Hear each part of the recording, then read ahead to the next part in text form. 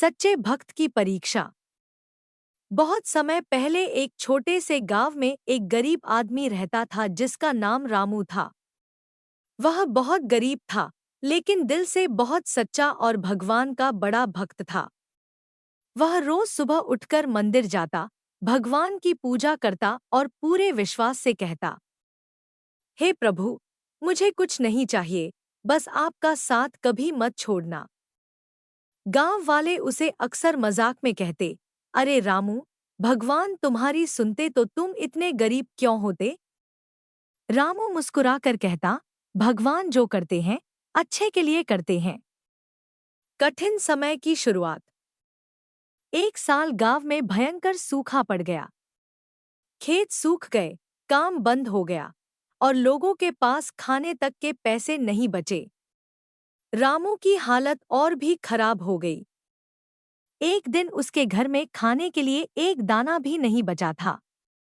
फिर भी वह मंदिर गया और बोला, प्रभु, आज भी मैं भूखा हूँ, लेकिन मेरा विश्वास अभी भी आप पर पूरा है। कठिन समय की शुरुआत। एक साल गांव में भयंकर सूखा पड़ गया। खेत सूख गए, काम बंद हो गया और लोगों के पास खाने तक के पैसे नहीं बचे। रामू की हालत और भी खराब हो गई। एक दिन उसके घर में खाने के लिए एक दाना भी नहीं बचा था। फिर भी वह मंदिर गया और बोला, प्रभु, आज भी मैं भूखा हूँ, लेकिन मेरा विश्वास अभी भी आप पर पूरा है। भगवान की परीक्षा। भगवान रामू की सच्ची भक्ति को देख रहे थे। उन्होंने सोचा, इसकी आस्था बहुत मजबूत है, इसकी परीक्षा लेनी चाहिए। अगले दिन भगवान एक बूढ़े भिखारी का रूप धारण करके रामू के घर गए और बोले, बेटा, मुझे बहुत भूख लगी है, कुछ खाने को मिलेगा?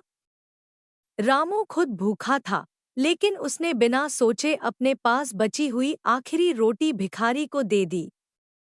भिखारी, भगवान ने पूछा, तुम खुद क्या खाओगे? रामू हंसकर बोला, अगर आप तृप्त हो गए तो मुझे भी तृप्ति मिल गई। चमत्कार। जैसे ही भिखारी वहां से गया, अचानक रामू के घर में अनाज के बोरों से भर गया और चारों ओर खुशहाली आ गई। तभी भगवान अपने असली रूप में प्रकट हुए और बोले, रामू, तुमने अपनी भूख से पहले दूसरों की भूख को महत्व दिया। यही सच्ची भक्ति है।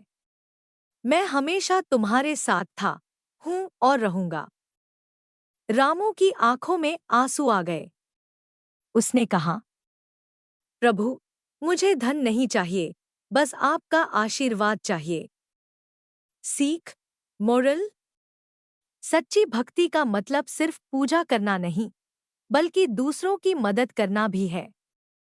भगवान हमेशा हमारे साथ होते हैं, बस हमें उन पर विश्वास रखना चाहिए। कठिन समय हमारी परीक्षा लेता है, लेकिन सच्चा भक्त कभी हार नहीं मानता।